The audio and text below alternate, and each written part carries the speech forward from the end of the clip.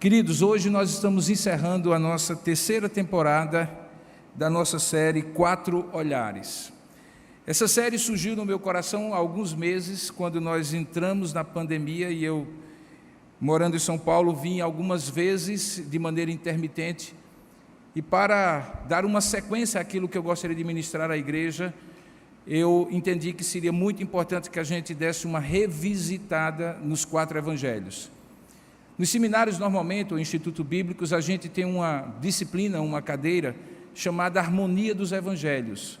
Nela nós estudamos como os quatro evangelhos, Mateus, Marcos e Lucas e João, eles se harmonizam, porque como você já deve ter observado, independentemente do seu tempo de vida cristã, há passagens que estão contadas nos quatro evangelhos, outras nos três evangelhos, outras em 2 evangelhos, e algumas que estão contadas exclusivamente em um dos evangelhos. E eles são diferentes, sim. Os 3 primeiros, Mateus, Marcos e Lucas, são chamados sinóticos. Essa expressão significa um olhar convergente, sim, convergente, ótico, um olhar. Então é um olhar que vai mais ou menos traçando os episódios e a narrativa na mesma sequência. João é diferente deles, foca mais no ensino de Jesus, na origem divina de Jesus, por isso começa dizendo que ele era o verbo que estava com Deus, o verbo que era Deus, e que todas as coisas por intermédio dele foram criadas.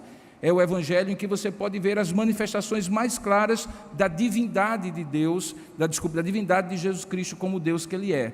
Mateus foca mais na necessidade de, como judeu que ele era, proclamar a judeus que Jesus Cristo é o rei e o Messias esperado. É lá que você encontra a maior quantidade de profecias, a maior quantidade de nomes relacionados a Deus no Antigo Testamento, os títulos do Messias aplicados a Jesus, e que começa com uma descendência mostrando que Jesus é da descendência de Davi.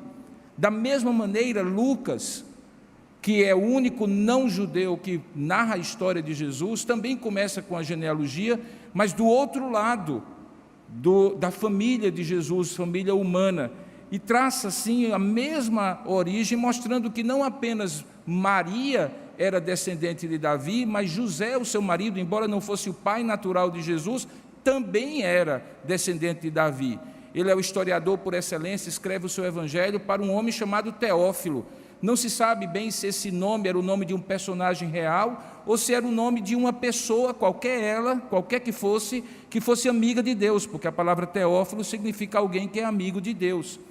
É alguém que está começando a caminhar com Jesus e precisa saber dos dados e as informações precisas. E o evangelho de Lucas acaba sendo o evangelho que catequiza o Teófilo, seja ele quem for.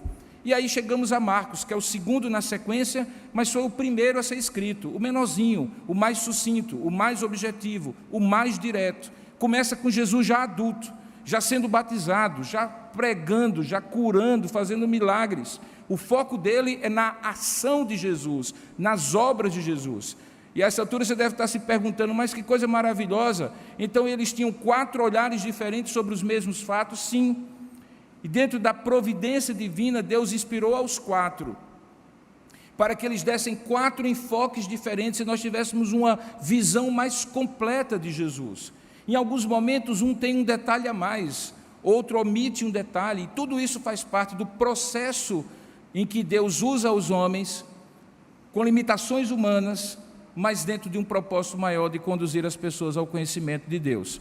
Nós vimos isso ao longo da primeira temporada dessa série, que foi a temporada dos princípios, os princípios mesmo do Evangelho, onde nós estudamos na primeira temporada. Na segunda temporada da série, nós começamos a ver aquelas pessoas que começaram a ser colocadas na história de Jesus, antes mesmo dele nascer.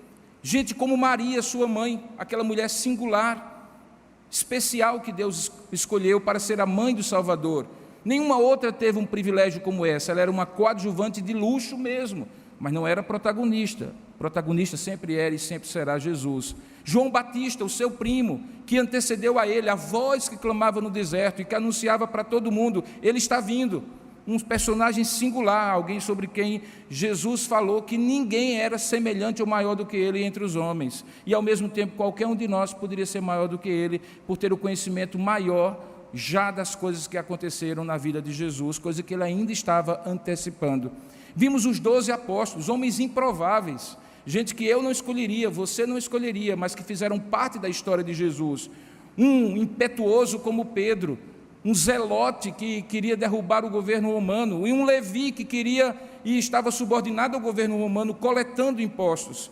Gente que saiu do lixo para o luxo, como Judas Iscariotes. E gente, que saiu do luxo para o lixo, como Judas Iscariotes. E gente que saiu do lixo para o luxo, porque os pescadores da Galiléia eram homens que eram tidos como a ralé da história do seu tempo e da sua história. Vimos então que Jesus encontrou com poderosos, com homens religiosos, e esses encontros foram fundamentais, porque nessa terceira temporada, e eu já estou nela, encerrando hoje, nós vimos que Jesus encontra pessoas, grupos de pessoas, multidões até, e em cada um desses encontros há um processo de transformação, algumas vezes confrontador, como vimos domingo passado, quando ele expulsa mercadores do templo, e algumas vezes acolhedor, transformador, como ele encontrou com a mulher samaritana, uma mulher que ninguém queria nada com ela, a não ser para abusá-la fisicamente e sexualmente, e ele acolhe aquela mulher, conversa com ela na beira de um poço na cidade de Sicar e transforma a vida dela a ponto de ela se tornar uma missionária. Nessa história dos evangelhos, nessas 3 temporadas, hoje, nós vamos sair um pouco daqueles encontros, e começamos pela manhã, com pessoa de carne e osso, e vamos ver 2 encontros. Vimos um pela manhã e hoje iremos ver à noite também um segundo, em que Jesus encontra com seres espirituais. Por isso, esse domingo é os encontros de Jesus com o mundo espiritual. Eu estou falando de alguns dos anjos que ele criou e que, juntamente com Lúcifer, que se rebelou e transformou-se em Satanás, são conhecidos como demônios. E quando eu decidi que nesse domingo nós iríamos falar sobre esse assunto, a minha preocupação era que você que me ouvisse anunciando isso, não imaginasse que nós estaríamos aqui com uma perspectiva mística, toda misteriosa, coisa de suspense, de filme de terror, que o diabo teria preponderância na fala do pastor e que ele seria exaltado sobre o próprio Senhor Jesus. E de fato não é essa a convicção que nós temos. A convicção que nós temos é que todas as vezes que Jesus encontrou com demônios e os expulsou, da mesma maneira que a cura, quando ele curava pessoas, não era um fim em si mesmo, mas uma manifestação do reino de Deus, quando ele expulsou demônios, também a expulsão de demônios não era o item principal da agenda de Jesus. Era um meio para o qual ficava claro às pessoas, pelo qual ficava claro para as pessoas que o reino de Deus estava chegado. A gente viu isso hoje pela manhã. Quando Jesus estava num retiro, num lugar chamado Tiro e Sidom, terra dos fenícios, um retiro com os seus discípulos, e de repente entra na casa, de maneira assim imprevista, uma mulher cuja filha estava enferma em cima de uma cama em casa por causa de uma possessão demoníaca. E aquela mulher, embora não fosse dos filhos de Israel, não fizesse parte do povo da aliança, clama ao Senhor que ele liberte a sua filha.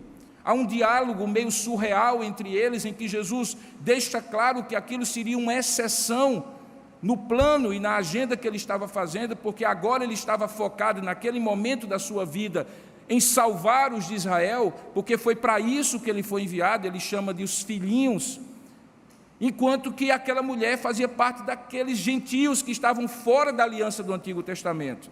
E mesmo não estando na prioridade de Jesus, ele abre uma exceção dentro do propósito eterno de Deus, que não respeita geografia, etnia ou qualquer outro tipo de limitação, para libertar uma pessoa. E liberta aquela menina da possessão demoníaca, nem mesmo estando junto dela. Jesus está aqui, a mulher vem para ele e a filha fica lá. E quando Jesus vê a resposta humilde e crente daquela mulher, ele diz: volte para casa, porque o demônio já saiu de sua filha. E acontece aquilo maravilhosamente. Hoje à noite, depois dessa longa introdução, nós vamos visitar uma das vezes em que Jesus novamente sai do meio de Israel e vai para uma região que ficava nas cercanias do território judeu, e que era uma região pagã, a região de Gadara, terra dos gadarenos ou gerazenos. Ficava perto de uma região onde havia 10 cidades gregas, de origem grega, de cultura grega, pagã, no noroeste de Israel, já fronteira com o Líbano, lá no norte, e virando para a Síria, e que era chamada assim de Decápolis, porque eram 10 cidades criadas pelos gregos, que não tinham uma grande influência de judaísmo entre eles. Neste episódio que eu convido você a abrir a palavra de Deus para juntos podermos estudar a palavra do Senhor, eu gostaria de convidá-lo então a ver como Jesus, de maneira extremamente gloriosa, ele vai além das fronteiras e ele tem ali um encontro com muitos do mundo espiritual. Naquela primeira manhã, na manhã de hoje, naquele primeiro episódio, Jesus tem um encontro com um demônio do mundo espiritual. Mas aqui ele vai encontrar com muitas, com dezenas, com centenas de demônios. E a história está contada em Marcos capítulo 5. Hoje nós vamos falar sobre o encontro de Jesus com muitos do mundo espiritual. Abra sua Bíblia, portanto, no Evangelho de Marcos capítulo 5, onde nós vamos encerrar a nossa terceira temporada. Agora eu estou lembrando da minha esposa que está participando à distância, porque da última vez que eu preguei, ela disse assim: fale devagar, porque senão vai faltar mão para a tradutora traduzir para os surdos mudos, e a velocidade dela não vai conseguir acompanhar. Fale devagar, eu vou tentar falar devagar. Marcos capítulo 5, meus queridos, abra aí a sua Bíblia, por favor, inclusive você que está participando conosco também deste culto. Marcos capítulo 5, você já entendeu, se esteve pela manhã, que esse episódio aconteceu primeiro do que aquele de manhã. Na verdade, os evangelhos mostram 4 milagres que Jesus opera fora de Israel. Esse é o primeiro, na região de Gadara. Depois, aquele segundo, que foi o primeiro de hoje de manhã, que eu inverti a ordem. Depois, ele está em Cesareia de Filipe, também opera um milagre lá na região norte. E depois, ele volta para essa região de Decápolis e opera o 4º milagre, seja ela uma expulsão de demônios ou uma cura. Esse, portanto, é o primeiro dos 4 milagres. Isso me faz recordar uma citação de Calvino, quando alguém, num determinado comentário, ele faz o comentário sobre por que, sendo o Messias dos judeus, Jesus tem um propósito de curar, salvar, expulsar demônios e libertar pessoas entre os gentios. Ele diz assim: em nenhum momento, certamente, Deus deixou de ter graça para com os judeus, de tal maneira a não conceder uma pequena amostra, que no caso da mulher Tiro-fenícia era uma migalha que caía da mesa dos filhinhos, de tal maneira a não conceder uma pequena amostra desta mesma graça para com os gentios. Então a gente deve entender, às vezes, que ele saiu de Israel e operou milagres como pequenas graças que já vislumbravam, antecipavam que o Evangelho seria para todas as nações, como aconteceu em Atos capítulo 2, no dia de Pentecostes. Abra então em Marcos capítulo 5, a partir do verso 1, se você estiver sem a Bíblia, você pode ver aí na projeção, em ambos os lados da plataforma. Diz assim a palavra de Deus: entrementes, ou enquanto isso, eles que tinham, se você olhar direitinho nos versículos anteriores, passado por aquela experiência de ver Jesus acalmando uma tempestade, enfim, de manhã cedo, eles chegam à outra margem do mar. Esse mar é o mar da Galileia, o mar de Tiberíades, o mar de Genezaré, à terra chamada Terra dos Gerazenos, ou da região de Gadara, ficava para o lado do Líbano e da Síria. Ao desembarcar, logo, veja bem o advérbio de tempo, logo, botou o pé no chão, logo veio dos sepulcros ao seu encontro um homem possesso de espírito imundo, um outro termo para demônio na Bíblia, que vivia nestes sepulcros e nem mesmo com cadeias alguém podia prendê-lo, porque tendo sido muitas vezes preso com grilhões e cadeias, as cadeias foram quebradas por ele e os grilhões despedaçados, e ninguém podia subjugá-lo. Andava sempre de noite e de dia, clamando por entre os sepulcros, e pelos montes ele se feria com pedras.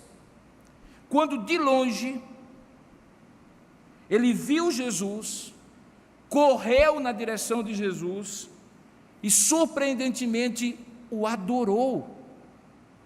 E exclamou com alta voz: que tenho eu contigo, Jesus, Filho do Deus Altíssimo? Conjuro-te por Deus que não me atormentes. Porque Jesus dissera a ele na vinda que as seguintes palavras: espírito imundo, sai desse homem. E, ato contínuo, perguntou-lhe: qual é o teu nome? E aquele homem, ou algum dos demônios que estava com ele, disse: Legião é o meu nome, porque somos muitos. E rogou este homem a Jesus, que encarecidamente, suplicando que não os mandasse para fora do país de Gadara. Ora, enquanto isso acontecia, pastava ali perto, pelo monte, uma grande manada de porcos. E os espíritos imundos que estavam naquele homem rogaram a Jesus, dizendo: manda-nos para os porcos, para que entremos neles. E Jesus o permitiu. E então, saindo os espíritos imundos, entraram nos porcos, e a manada, que era cerca de 2.000 porcos, precipitou-se de despenhadeiro abaixo para dentro do mar, onde se afogaram. E os porqueiros, que tomavam conta daquela manada, fugiram e o anunciaram na cidade e pelos campos. Então saiu o povo para ver o que sucedera. E indo ter com Jesus, viram agora o endemoniado, aquele que tivera uma legião. Ele estava agora assentado, vestido, em perfeito juízo. E então eles temeram. Os que haviam presenciado os fatos contaram-lhes o que acontecera ao endemoniado e acerca também do que acontecera aos porcos. E então, surpreendentemente, eles começam a rogar a Jesus que se retirasse da terra deles. E então, ao entrar Jesus no barco, o endemoniado suplicava-lhe que o deixasse estar com ele e entrar no barco e voltar com Jesus. Jesus, porém, não lhe permitiu, mas ordenou-lhe: vai para a tua casa, para os teus, anuncia-lhes tudo o que o Senhor te fez e como teve compaixão de ti. Então ele foi e se tornou o primeiro missionário a proclamar o Evangelho em Decápolis, aquelas 10 cidades, contando tudo o que Jesus lhe fizera, e todos se admiravam. Que Deus abençoe a sua palavra lida. Amém. Curva a sua cabeça por um instante, vamos falar com Deus e pedir que Ele nos ilumine, que Ele nos abençoe. Ó Deus amado e querido Pai, rogamos a Tua misericórdia e compaixão em abrir o nosso entendimento, em falar ao nosso coração. Que esse momento não seja um momento de comentário sobre a Tua palavra, mas seja, de fato, a Tua palavra saindo da boca de um homem limitado, fraco, pecador, limitado mesmo, mas que pela Tua graça e pela Tua misericórdia se coloca agora diante de Ti para ser instrumento Teu. Abre o meu entendimento, ajuda-me a ter palavras claras para falar da Tua palavra, e abençoa todos que estão aqui, os que estão distantes remotamente, que estão participando pela internet, e tantos quantos, depois desse tempo agora, poderão acessar essa mensagem e serem também abençoados. Faça isso, porque Tu e somente Tu podes fazer isto. E nós Te daremos toda a honra, toda a glória e todo o louvor. Nos humilhamos diante de Ti e pedimos a Tua bênção em nome de Jesus. Amém. Quando você pega essa história contada por Mateus, Marcos e Lucas, João não conta essa história, você vai perceber que as 3 narrativas variam em tamanho e riqueza de detalhes. De longe, a mais detalhista é a de Marcos, que eu escolhi para usar como texto base. depois vem a de Lucas, com mais detalhes, e a cobertura de Mateus sobre esse incidente é bastante sucinta. Mas quando você olha as três narrativas, algumas coisas são comuns, independentemente dos detalhes e peculiaridades de cada narrativa. Primeiro, é que havia um homem possuído que encontra Jesus. Esse homem é descrito, e como nós vimos aqui, o estado dele era literalmente, como nós costumamos dizer, dantesco.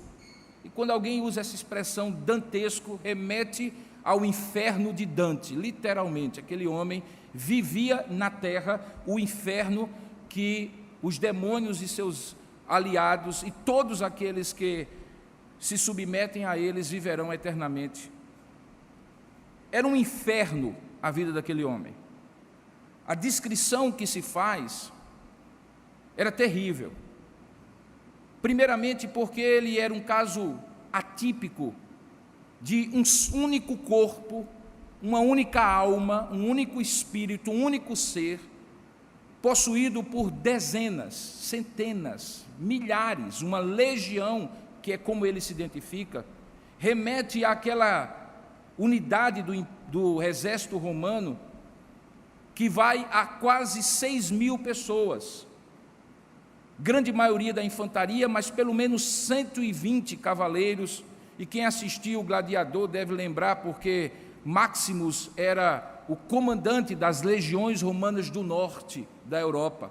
Portanto, eram milhares de demônios que possuíam aquele homem. Daí ele se identificar como legião.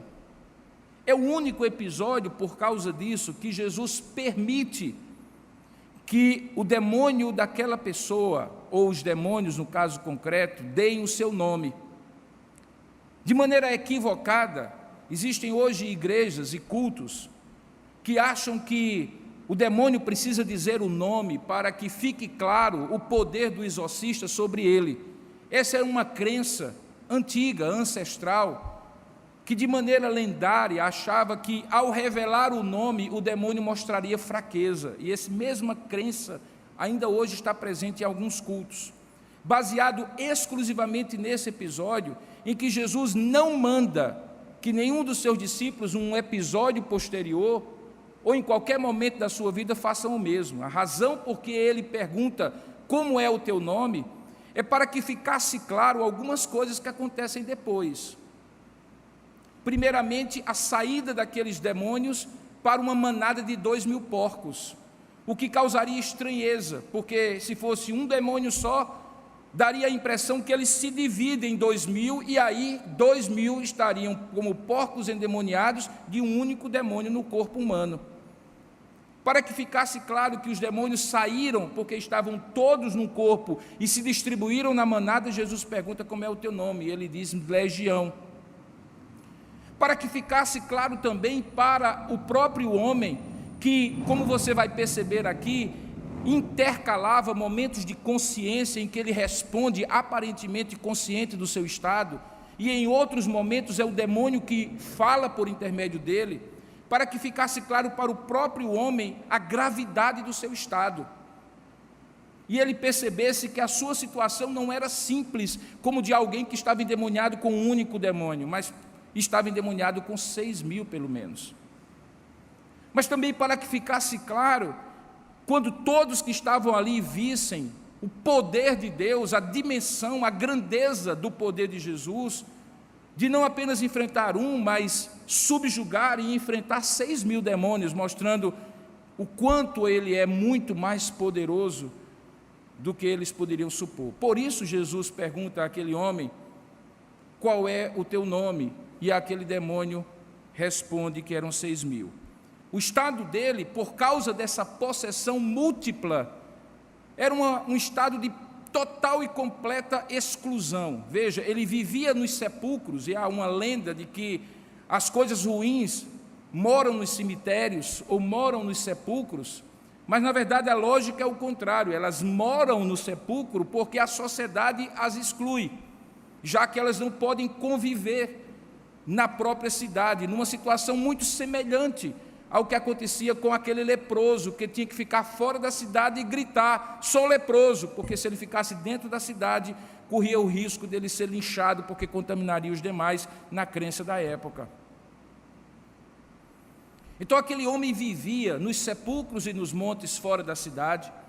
O texto de Mateus diz que ele era da cidade, era conhecido por aqueles homens, portanto, deliberadamente ele vivia naquele lugar. O texto de Lucas diz que as pessoas evitavam até passar por perto, porque ele atacava as pessoas quando estava endemoniado.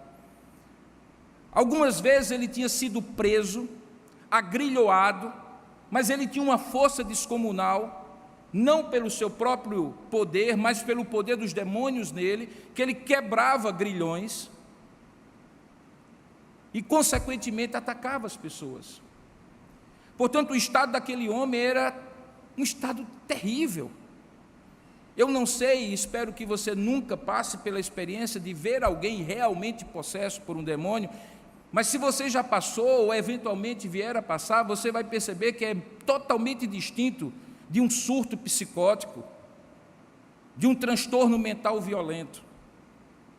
Existem sinais claros de que a pessoa está completamente tomada por uma força descomunal, por um nível de conhecimento e discernimento espiritual surpreendente, a ponto dela eventualmente descobrir coisas das pessoas, o que faz com que alguns, de maneira lendária, achem que o demônio lê a mente das pessoas e, na verdade, ele não lê.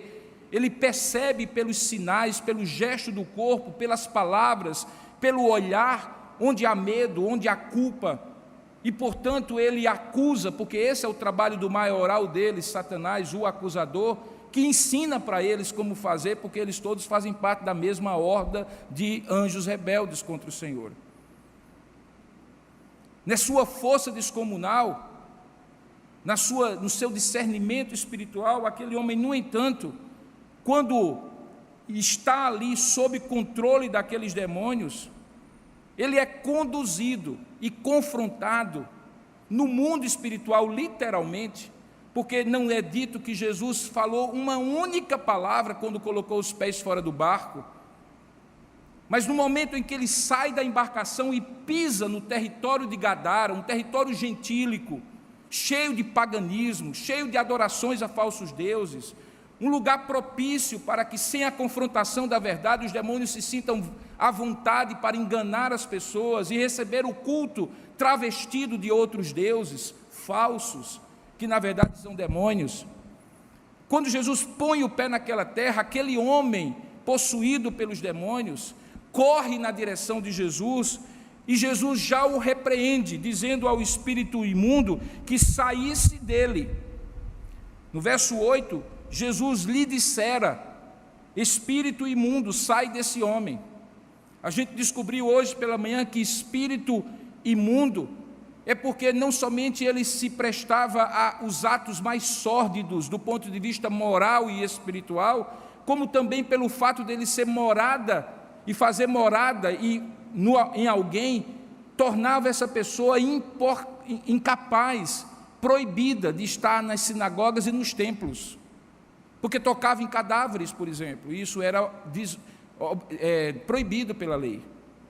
Aquele espírito imundo projeta-se na direção de Jesus, Jesus o repreende, mas ao mesmo tempo que Jesus o repreende, e ele pergunta: que tenho eu contigo, Jesus, filho do Deus Altíssimo?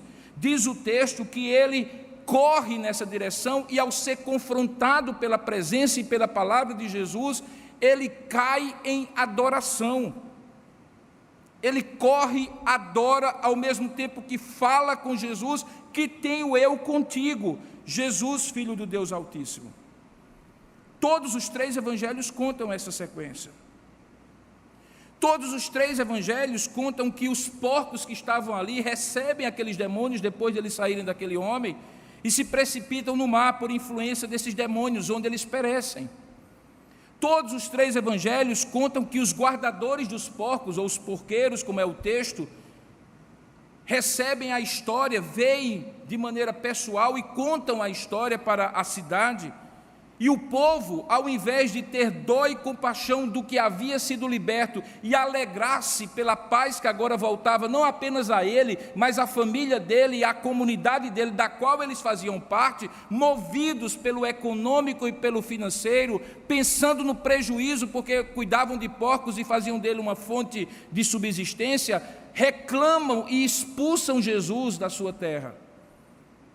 Mostrando que muitas vezes, quando chega na hora de pesar na balança, entre ter uma libertação espiritual e viver em paz com Deus, e ter uma condição material melhor, as pessoas às vezes se submetem a condições espirituais degradantes, contanto que fisicamente, materialmente, elas têm alguma vantagem. Todos os 3 evangelhos contam que aquele homem fez um pedido, quando já liberto por Jesus, para ir com Jesus, e surpreendentemente, Jesus diz: não, visto que agora você está liberto e é gente da gente desse povo, o povo conhece, viu o seu estado anterior e agora está vendo o seu estado liberto, você vai voltar para o povo e pregar o evangelho em Decápolis, e torna aquele homem o mais improvável missionário para Decápolis. Porque poucos segundos antes ele era um homem endemoniado, e poucos segundos depois ele tinha virado missionário, sem seminário, sem presbitério, sem ordenação, simplesmente pelo poder do Evangelho. Todos os 3 evangelhos contam esse resumo, mas em alguns dos evangelhos, alguns detalhes são adicionados. O mais importante deles é que Mateus diz que na verdade não era um homem, eram 2. E por mais que os comentaristas tentem harmonizar a história, a maneira mais simples de perceber é que talvez fossem 2 mesmo, ou melhor, certamente eram 2, porque senão Mateus não teria contado, e Deus não teria permitido estar na sua palavra, mas o enfoque da libertação que os outros 2 evangelistas contam é sobre um e não sobre o outro nada se diz. Mateus diz que ambos eram violentos, e como eu mesmo falei, viajar pela estrada onde eles ficavam era perigoso, que os demônios expressavam medo que Jesus tivesse vindo para torturá-los, e aí tem uma expressão que só Mateus fala, e que aqui eu preciso encaixar para você compreender. É quando Jesus chega e aquele homem diz assim: Jesus, filho do Deus Altíssimo, que tenho eu contigo? Mateus completa e diz assim, que ele diz também: porque viestes a nos atormentar antes do tempo, mostrando que os demônios têm uma consciência de que o tempo deles, o poder deles é limitado, e haverá um momento em que eles serão precipitados no abismo, como conta a história de Apocalipse, e eles serão definitivamente anulados no seu poder de fazer o mal. Aqueles demônios sabiam disso, e costumeiramente eu costumo dizer realmente que os demônios sabem o fim deles. O que eles fazem é, enquanto a festa não acaba, tentar destruir a maior parte das pessoas, e a obra deles é como de kamikazes espirituais, suicidas do ponto de vista espiritual, porque sabendo que não prevalecerão, que não terão vitória, no entanto eles querem carregar o máximo de pessoas com ele. Daí porque Jesus adverte que o inferno não é feito para nós, mas para o diabo e seus anjos. Eles é que conseguem arrebanhar alguns e levar consigo, e esta é a obra de matar, roubar e destruir que Jesus conta em João capítulo 10. Mateus diz que eles tinham essa consciência, que a manada estava pastando a alguma distância, e quando eles pedem, e a palavra que é usada aqui é quando eles suplicam, por isso que o Evangelho de Marcos diz, pedem encarecidamente, acrescentando o advérbio de modo, mostrando a intensidade e também a submissão deles à vontade de Jesus, porque se Jesus não quisesse, eles não teriam ido. Eles pedem porque reconhecem o poder de Jesus. Eles reconhecem que aqueles porcos poderiam ser a habitação deles, e eles então pediram a Jesus para ir até ali. Então há diferenças, pequenos detalhes de Mateus e Lucas sobre essa passagem.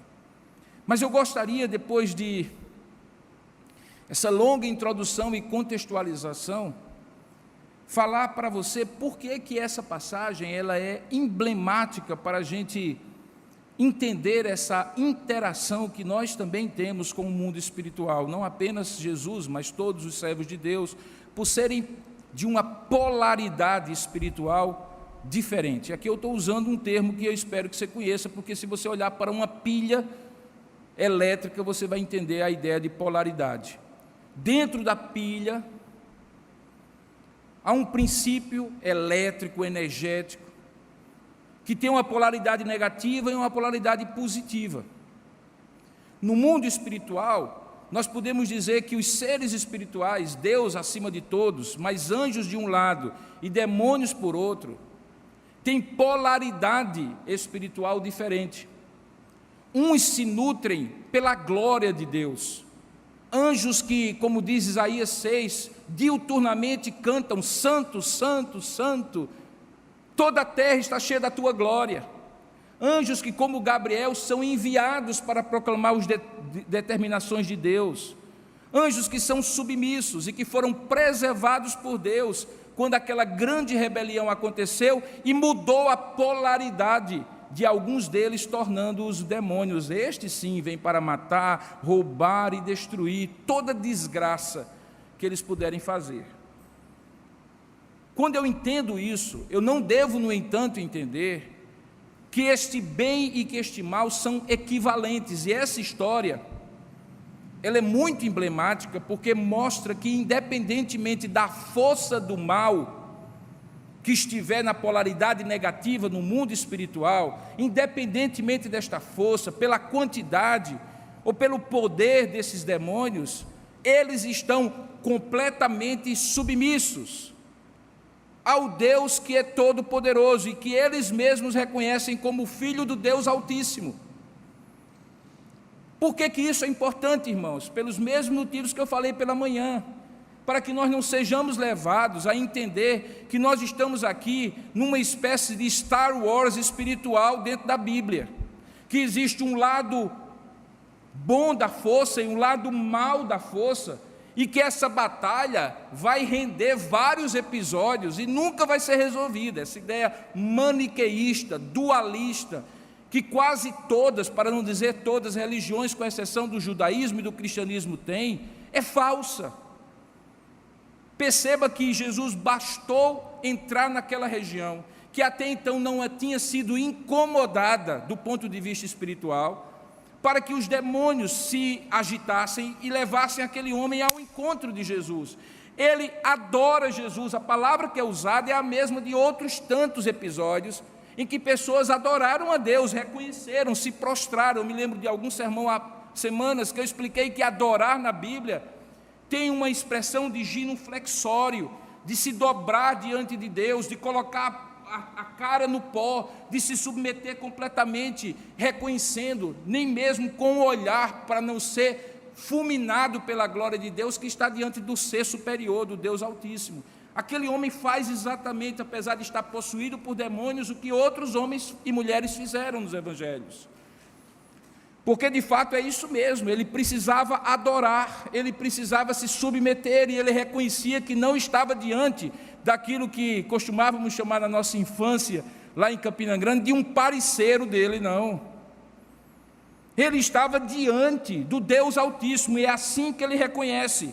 Veja que ele clama, dizendo assim: que tenho eu contigo. Jesus, usando o nome humano de Jesus, ele salvará dos seus pecados, como nós aprendemos no Evangelho, mas veja o título que ele usa: Filho do Deus Altíssimo. Filho do Deus Altíssimo. O Deus Altíssimo é a tradução da palavra hebraica El Elyon. É a palavra que é usada em todo o Antigo Testamento para distinguir o Deus verdadeiro dos falsos deuses. Nenhum Baal é El Elyon. Nenhum Deus das nações cananitas é chamado de El Elyon. El Elyon é só Deus, só Ele é o Altíssimo. Ele é o completamente outro, o transcendente, o todo-poderoso, o que habita no alto e sublime trono. E o que ele estava reconhecendo, aqueles demônios estavam reconhecendo, é que aquele homem chamado Jesus, que tinha descido do barco, não era apenas um homem, era o próprio Deus eterno, encarnado, o El Elyon, o Filho do Deus eterno.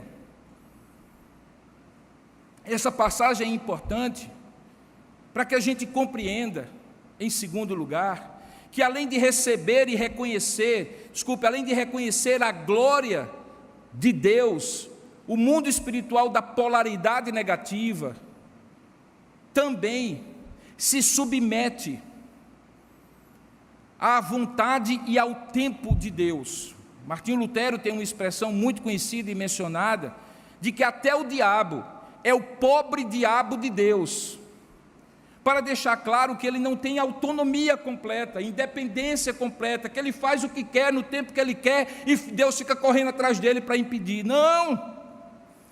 Quando aqueles demônios se aproximam e o adoram, eles reconhecem que estão diante, talvez, do momento do juízo para eles. Eles dizem assim: Senhor, por que vieste-nos a atormentar-nos antes do tempo? Nós pensávamos que teríamos mais tempo, e tu já nos vieste atormentar, tu vai nos mandar para o abismo? É esta já a antecipação do teu juízo? Porque eles sabem que o tempo deles está limitado pelo tempo de Deus, a vontade deles está limitada pela vontade de Deus, e isso, irmãos, é surpreendente. Preste atenção aqui. Demônios são acostumados a subjugar a vontade de pessoas, mas não conseguem se subjugar a vontade de Deus. Você percebe que existe aqui claramente uma hierarquia. Eles até conseguem subjugar a vontade de pessoas quando eles as possuem, mas quando chegam diante do maioral, de Deus Altíssimo, o próprio Filho de Deus, eles têm que reconhecer que estão debaixo de uma autoridade maior, a autoridade suprema, o Deus eterno, o Altíssimo.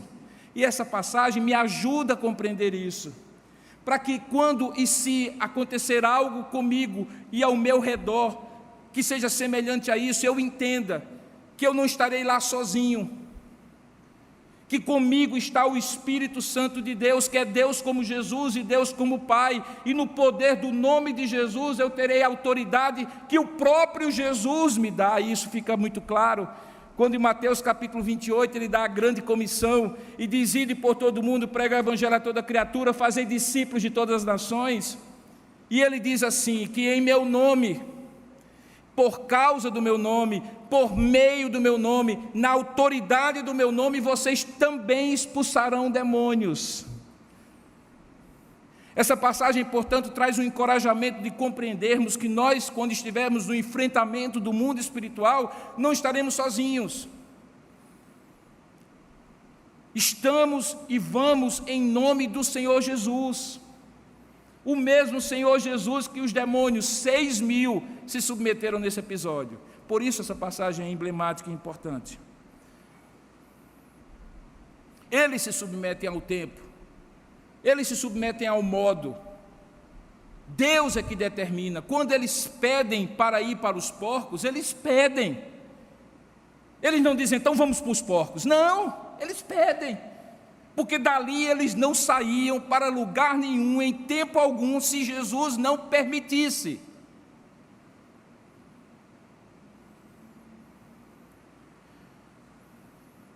E Jesus permite, o termo é claro, permite que eles vão para os porcos. E ali acontece uma coreografia muito interessante, que talvez tenha passado despercebido para muitos. Qual era o medo deles? Era que Jesus tivesse antecipado o dia do juízo e eles tivessem já chegado a hora de serem enviados para o abismo. Mas o que é que acontece quando eles vão para dentro dos porcos? Os porcos se precipitam e caem no mar, numa espécie de coreografia antecipada do que iria acontecer com eles. Tudo isso para demonstrar nos textos e entretextos dos evangelhos que ali estava o Deus Todo-Poderoso, Senhor do reino que viera implantar, e que até os demônios se submetiam à sua voz, porque era o reino de Deus, soberano sobre tudo e sobre todos. Por isso essa passagem é importante, como símbolo e emblema do poder de Jesus implantando o seu reino e invadindo o reino espiritual com o poder do Evangelho. Essa passagem também é importante para que a gente compreenda como alguém liberto pelo Evangelho pode ter uma vida completamente restaurada, independentemente do estado espiritual em que esteve. Eu até digo para os irmãos que como se nós estivéssemos numa escala, no eixo que mostra o quanto mais baixo e negativo você estiver, e que de repente num processo de transformação, de restauração, você passa para o eixo, o lado positivo, que quanto mais profundo você esteve na sua escala espiritual, e de repente Deus restaura, e você então vai para a escala positiva, essa distância é cada vez maior, quanto mais abissal e negativa era a sua vida. Daí porque eu entendo, como grandes pregadores, grandes homens de Deus, pessoas que Deus usa ao longo da história, estiveram negativamente falando lá no fim da fila, no fundo do poço, e Deus foi lá e resgatou, e colocou em lugares altos, e disse: veja a minha glória, como eu fiz na vida dessa pessoa. Ela era uma desgraçada, vivia em sepulcro, as pessoas tinham medo dela, ninguém passava por perto do cemitério,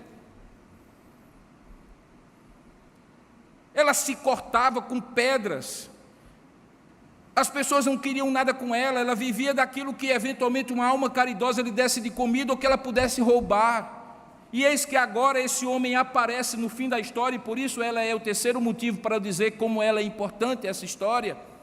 Diz o texto que aquele homem aparece vestido, indicando que possivelmente antes ele estava nu, senão o texto não faria esse detalhe, em perfeito juízo, com um pensamento concatenado a ponto de pedir para acompanhar Jesus, as pessoas se admirando com aquilo, e ele sendo enviado de volta como missionário. Que glória é essa, irmãos? De alguém que esteve no fundo do poço espiritual, e Deus o chama para ser missionário. Essa passagem é importante para mostrar que, por mais desgraçada que seja a vida de alguém, há esperança quando o Evangelho chega na vida da pessoa. Há transformação do lugar mais negativo, mais lúgubre que ela possa estar, para o lugar mais glorioso em que Deus quer que ela esteja. E esse homem é um símbolo disso. Em quarto lugar, essa história é simbólica e significativa, é emblemática, porque conta como pessoas deveriam se alegrar pelo bem-estar espiritual de alguém, mas quando eventualmente alguém está muito melhor espiritualmente do que estava, muitas vezes elas fazem uma conta materialista que mostra muito onde é que está o Deus delas. Eu diria que existe um homem endemoniado com 6 demônios, e existe uma terra inteira endemoniada pelo vil metal. Não era apenas aquele homem que estava endemoniado, era uma terra inteira que não conseguia se condoer e ao mesmo tempo se alegrar posteriormente com a libertação daquele homem, que era um ser humano feito à imagem de Deus, mas se importava com os 2.000 porcos que tinham morrido. Por mais dignos que fossem, como criaturas de Deus, não poderiam ser mais valiosos do que uma vida feita à imagem e semelhança de Deus, liberta pelo poder de Jesus. Como é que eles não conseguiam se alegrar? Pelo contrário, expulsaram Jesus daquela terra, porque o dinheiro, o poder, o material era o Deus deles, possuía os valores deles, o arrazoado mental deles, as afeições deles. E o que é isso senão a possessão? Tem gente sim endemoniada pelo dinheiro, pelo demônio chamado dinheiro. E eu não estou dizendo que existe um demônio chamado dinheiro, você está entendendo a linguagem figurada. Existe sim gente endemoniada pelo demônio chamado poder, sucesso, prestígio. Veja o que as pessoas estão fazendo nos dias de hoje para se tornarem celebridades. Vendem a alma ao diabo, literalmente. Pisam umas nas outras. Um dos programas mais assistidos, não por mim, eu espero não por você, é um que coloca pessoas numa jaula televisiva para elas mostrarem o que há de pior entre elas em busca de uma celebrização, para que depois de ali saírem, pousarem nua em alguma revista ou algum site erótico e se tornarem celebridades. E a sociedade toda acha isso uma coisa gloriosa, menos eu, e eu espero menos você também. Nós vivemos numa Gadara, irmãos. Uma Gadara cujo Deus é o dinheiro, o poder, cujo Deus é o sexo prazer. Só que alguns desta Gadara são literalmente possuídos e vivem nos sepulcros, e outros nas ruas, nos escritórios, dentro dos lares, diante da televisão, diante da internet, vivendo e agindo como se o Deus desse século, o príncipe deste mundo, devesse ser adorado, pela via do dinheiro, do poder, do prestígio, do sucesso. Não é outra explicação que possa ser dada para uma reação como essa. O povo que vivia fugindo daquele homem não conseguia se alegrar com ele. O povo que via a desgraça na vida daquele homem não conseguia se alegrar com ele, vendo agora em perfeito juízo, vestido e se tornando alguém que falava do poder de Jesus para eles. Por isso essa mensagem, e particularmente baseada nesta palavra, nesta passagem, é tão emblemática e fundamental para a gente compreender como o mundo espiritual não é um mundo à parte, religioso, mas é um mundo que interpenetra valores, decisões e escolhas das instituições, nas pessoas, nos relacionamentos. E, portanto, quando nós estamos dizendo que determinada pessoa está sendo usada pelo diabo, não é que necessariamente ela está possuída pelo diabo, é que ela está se colocando como instrumento pelo diabo, para dentro da família, da instituição, da igreja ou de qualquer outro lugar, agir de acordo com as obras das trevas, como aquela comunidade agiu. Por isso, nesse último encontro com o mundo espiritual, essa passagem é tão importante, essa passagem é tão fundamental. O bonito dessa história, diferentemente de outras que no Evangelho, pelas razões que só Deus sabe, não tem começo, meio e fim. O bonito dessa história é que ela tem começo, meio e fim. E o fim dela é glorioso. Uma vida restaurada. O reino de Deus expandido para as regiões dos gentios pagãos. E o registro para nós, nos dias de hoje, que o mundo espiritual é uma realidade, mas não para ser temida, mas para ser enfrentada no poder do Evangelho, com a verdade de Deus, sem necessárias experiências místicas de ver o diabo em tudo, mas conseguindo identificar por trás das palavras, por trás das ideias, por trás das atitudes das pessoas e das decisões de instituições, do governo ou de qualquer outra esfera, as ações do inimigo que muitas vezes tenta, induz, oprime e até possui pessoas para servirem aos seus propósitos. Nós não estamos no playground, eu encerro da mesma maneira que encerrei pela manhã. Existem uns crentes ingênuos, que não conseguem discernir isso.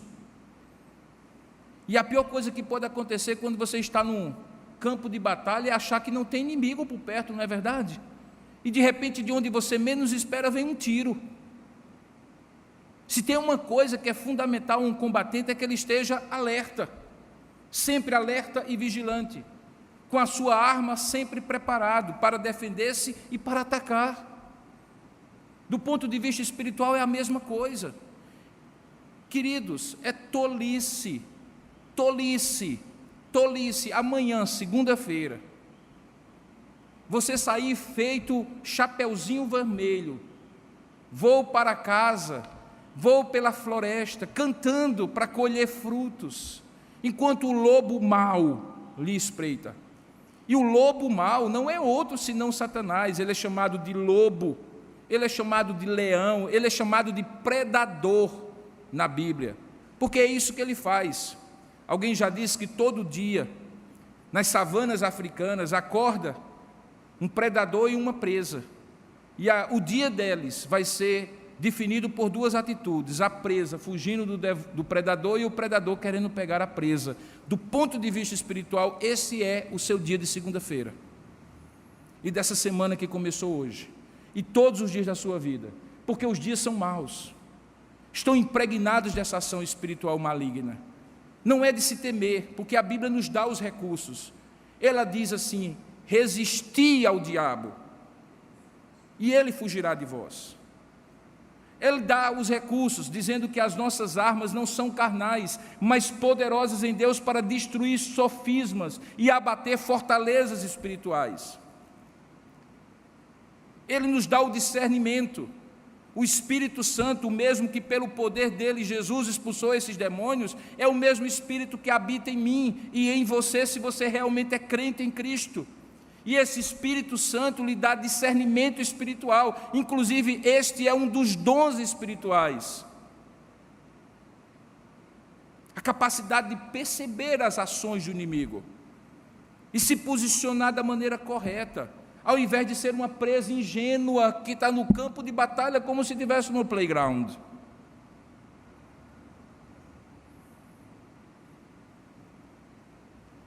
Eu tenho certeza, porém, de uma coisa, irmãos, e com ela eu encerro essa temporada, esse sermão e esse episódio, é que haverá um dia, e eu fechei a Bíblia não sei porquê, porque eu quero ler um texto, em que isso tudo acabará, e eu convido você a ver como acabará. Eu convido você a ver como acabará. Capítulo 20 de Apocalipse. Veja, você tem as armas, você tem o encorajamento, você tem o exemplo de Jesus, você tem o Espírito Santo, você tem a palavra, tudo isso à sua disposição para você vencer. E mais do que isso, você sabe como vai acabar. Você sabe como vai acabar, porque está escrito. Capítulo 20 de Apocalipse. Na última visão de João, ou penúltima, para melhor dizer, porque a última é o novo céu e a nova terra, no capítulo 21 e 22, é dito assim: então eu vi descer do céu um anjo. Ele tinha na mão a chave do abismo, o mesmo abismo que os demônios tinham receio de Jesus ter antecipado a ida deles para lá, e uma grande corrente. Ele segurou o dragão, a antiga serpente, aquela serpente que no jardim do Éden já tinha feito a desgraça que fez. Ele é o diabo, Satanás, e o prendeu por 1000 anos, lançou-o no abismo, fechou e pôs selo sobre ele, para que não mais enganasse as nações até se completarem esses 1000 anos. Depois disso é necessário que ele seja solto pouco tempo. Eu vi também tronos, e nestes sentaram-se aqueles aos quais foi dada a autoridade de julgar, somos nós. Vi ainda as almas daqueles que foram decapitados, os mártires que morreram por causa do testemunho de Jesus, bem como por causa da palavra de Deus, tantos quantos não adoraram a besta, nem tampouco a sua imagem, e não receberam a marca na fronte e na mão, e viveram e reinaram com Cristo durante esses 1000 anos. Os restantes dos mortos não reviveram até que se completassem esses 1000 anos, e esta é a primeira ressurreição. Bem-aventurado e santo é aquele que tem parte nessa primeira ressurreição sobre esses. A segunda morte não tem autoridade, e a segunda morte é a morte eterna, porque a primeira é a morte espiritual e física, como resultado físico dessa morte espiritual. Pelo contrário, eles serão sacerdotes de Deus e de Cristo e reinarão com ele os 1000 anos. Quando chega no verso 7, findo esse período, quando porém se completarem os 1000 anos, Satanás será solto da sua prisão e sairá a seduzir as nações que há nos 4 cantos da terra, Gog e Magog, a fim de reuni-las para a peleja. O número dessas é como a areia do mar. Marcharam então pela superfície da terra e sitiaram o acampamento dos santos e a cidade querida. Desceu, porém, fogo do céu e os consumiu. O diabo, sedutor deles, foi lançado para dentro do lago de fogo de enxofre, onde já se encontram não somente a besta, como também o falso profeta, e serão atormentados de dia e de noite pelos séculos dos séculos. João diz que ele viu agora um grande trono branco, e aquele que nele se assenta, de cuja presença fugiram a terra e o céu, e não se achou lugar para eles. Vi também os mortos, os grandes e os pequenos, postos em pé diante do trono. Então se abriram livros. Ainda outro livro, o livro da vida, foi aberto. E os mortos foram julgados segundo as suas obras, conforme o que se achava escrito nesses livros. E deu o mar os mortos que nele estavam. A morte e o além entregaram os mortos que neles havia, e foram julgados um por um, segundo as suas obras. Então a morte e o inferno foram lançados para dentro do lago do fogo, e esta é a segunda morte, o lago do fogo. E se alguém não foi achado escrito no livro da vida, esse foi lançado para dentro do lago de fogo. Este é o final da história, do ponto de vista do diabo e seus anjos. Eu sei que ao ler isso aqui, especialmente aqueles que gostam de estudar um pouco mais a Bíblia, vão ser imediatamente fustigados para ter uma definição sobre se esses 1000 anos são literais ou não. Fustigados pelas discussões teológicas do amilenismo versus o pré-milenismo versus os pós-milenismo e todos os mismos, enfim. Para mim basta, para os fins desse sermão, dizer para vocês que seja como for, fica claro qual é o fim do diabo e seus anjos. E seja como for, quem vitoria ao final de tudo é Jesus, o mesmo que expulsou aqueles 6.000 demônios de Gadara, e que vencerá sobre tudo e sobre todos. Por quê? Porque Ele é o vencedor, desde sempre e para sempre. Quando Ele fez incursões no mundo espiritual, como os evangelhos contam, o mundo espiritual se submeteu a Ele, porque Ele é o Senhor, o Filho do Deus Altíssimo. Glória seja dada ao seu nome, que submete ao seu povo até mesmo os poderes do mundo espiritual. Portanto, confie, resista ao diabo, vença com a palavra do seu poder, do poder divino que habita em você. Use a espada do Espírito, que é a palavra de Deus, e o escudo da fé, para não ser atingido pelos dardos inflamados do maligno, e tenha uma vida vitoriosa, porque essa história é a história de uma vida vitoriosa e gloriosa que este homem passou a ter depois que foi liberto por Jesus Cristo. Que Deus então nos abençoe, que Deus nos guarde, que Deus nos guie. Vamos orar juntos? Ó Deus amado e querido Pai, nesse momento em que nós encerramos esta exposição da Tua Palavra, nós oramos agora para que o Teu Espírito Santo aplique esta palavra, como eu creio que Ele já estava aplicando enquanto eu falava, a cada coração, no seu contexto, na sua necessidade e no Teu propósito eterno para cada um de nós. Que na minha limitação o Senhor supere pela Tua graça, pela Tua unção, poder e glória, a aplicação dessas verdades no coração de cada um dos Teus filhos. E que ao final desta mensagem, saiamos daqui temendo o único que é digno do nosso temor, o temor reverente e amoroso que devemos a Ti, ó Deus, e ao Teu Filho Jesus Cristo. Que não temamos os poderes das trevas, porque maior é o que está conosco do que o que está no mundo. E que essa atitude, ao invés de ser arrogante e pretensiosa, seja humilde, corajosa e confiante nos méritos de Cristo e no poder dEle, diante de quem até os poderes das trevas se submetem. Abençoa isso desta forma e das múltiplas formas que Tu tens para abençoar a vida de cada um dos Teus filhos, das famílias aqui representadas, que talvez estejam vivendo essa realidade de um embate espiritual, sem perceberem que estão no meio de uma batalha, ou mesmo percebendo, sem força ou esperança, de que essa batalha está vencida no nome do Senhor Jesus. Dá-lhes esta confiança e esta graça, compreendendo assim aquilo que foi ministrado. Eu te rogo em nome e para a glória do nosso Senhor e Salvador Jesus Cristo.